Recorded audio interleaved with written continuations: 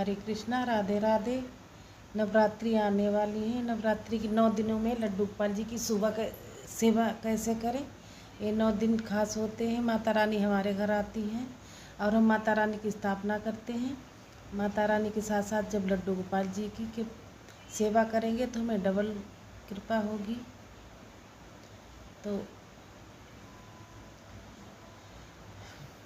लड्डू गोपाल जी की पूजा सेवा कैसे करें, तो आज के वीडियो बताएंगे। तो हमारे लड्डू गोपाल जी जब सोए हुए थे, लड्डू गोपाल जी की 9 दिनों में कैसे करनी है।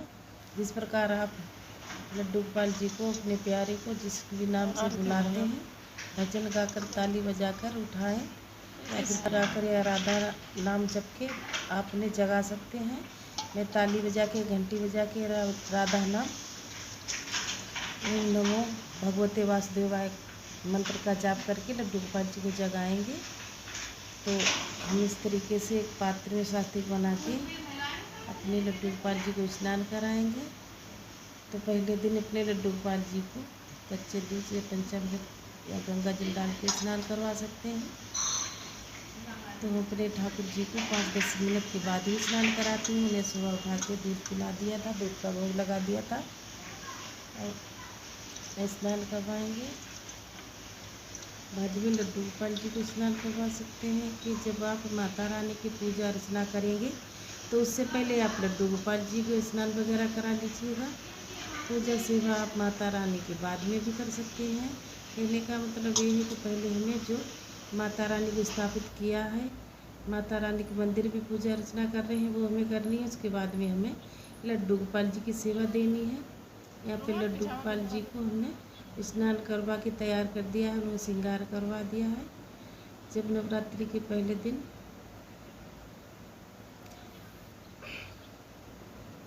तो उसके बाद में सादा जल से स्नान करवा सकते हैं पूरे 9 दिनों में। उस पहले दिन ये विधि कर लें, उसके बाद बाकी के दिनों में आप सादा जल से स्नान करा सकते हैं।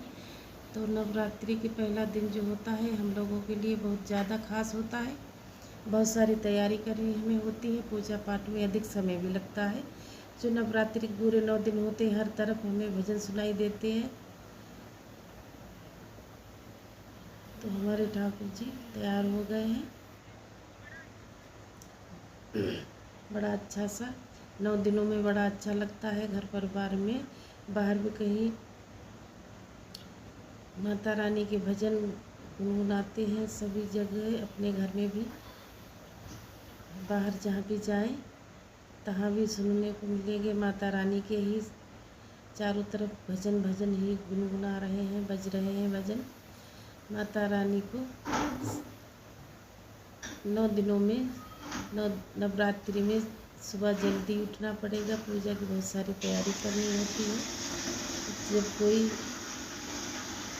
थोड़ा जल्दी ही उठना चाहिए होता है। जब पूजा पाठ करने से हमारे घर में पॉजिटिविटी बनी रहती है। हमारे घर के जो माहौल है वो उसमें रहता है। नवरात्रि का पहला दिन होता है, माता शैलपुत्री का होता है। इस दिन आप लड्डू गोपाल जी को पीले रंग के वस्त्र पहना सकते हैं।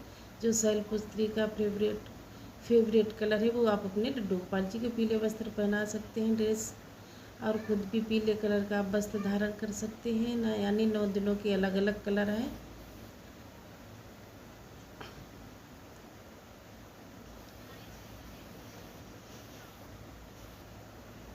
तो अपने लड्डू गोपाल जी के कपड़े निकाल के रख सकते हैं पहले से ही 9 कलर। 9 दिनों के लिए अलग अलग कपड़े पहने होते हैं आपके पास।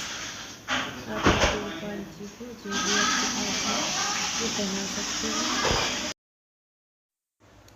आप लड्डू गोपाल जी की आरती पूजा की, बाकी भगवान की पूजा आरती उसी से कर सकते हैं। लड्डू गोपाल जी को विराजमान कर देंगे, रोली चंदे से तिलक कर देंगे, चावल समर्पित कर देंगे, फूल समर्पित कर देंगे। लड्डू गोपाल जी को इत्र लगाएंगे, साथ ही फूल जरूर से समर्पित कीजिएगा। पहला नवरात्र है, लड्डू गोपाल जी के लिए फूल तो हम लोग जरूर से लेकर आएँ, माता रानी के लिए लेकर आएँ। इन दिन नवरात्रों में जगह जगह पे फूल मिल जाएंगे।